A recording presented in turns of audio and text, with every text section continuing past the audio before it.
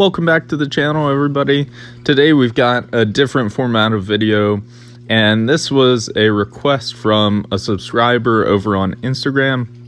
This is D'Angelo, and he asked me to take a look at his squat.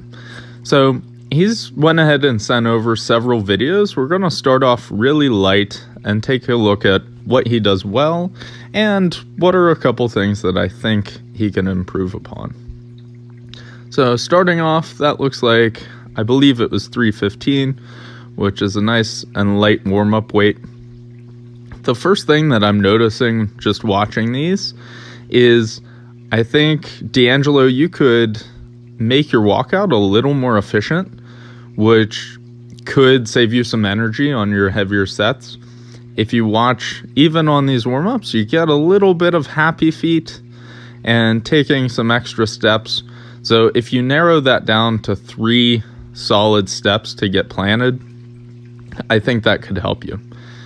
Something that I do notice that you do well is you push your knees out well, and from what I can see with your shoes, you keep pretty well planted. You don't get on your toes too much in the squat, which is good. You keep good positioning.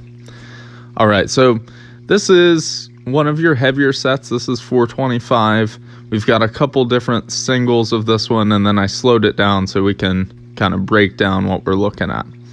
So set the belt nicely. I like how you hinge at the hips and kind of keep your knees on track, just like that. Now, I noticed the difference between this single that just happened and the first one was your descent is a little inconsistent, right? And I've slowed it down where I want to take a look at this. The first thing I think you can actually do is on the unrack, push your hips through a little more so that you stand up more straight, and that'll take some fatigue off of your low back to start the movement. And then as you're getting set here, you'll notice in all of those warm-ups, you were very aggressive into the hole.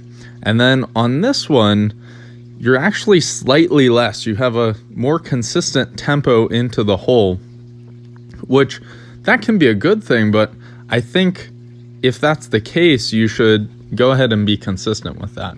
So I've got these other couple angles, right? This is a lighter one, and then this was your heavier single, where your tempo down is more consistent.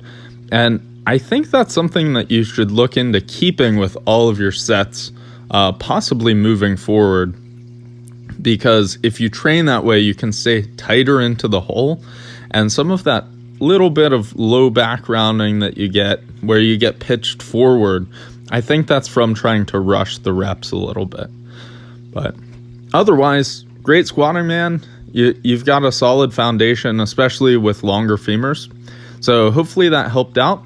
For everyone else, if you'd like me to take a look at your lift, send those over to me, and happy lifting.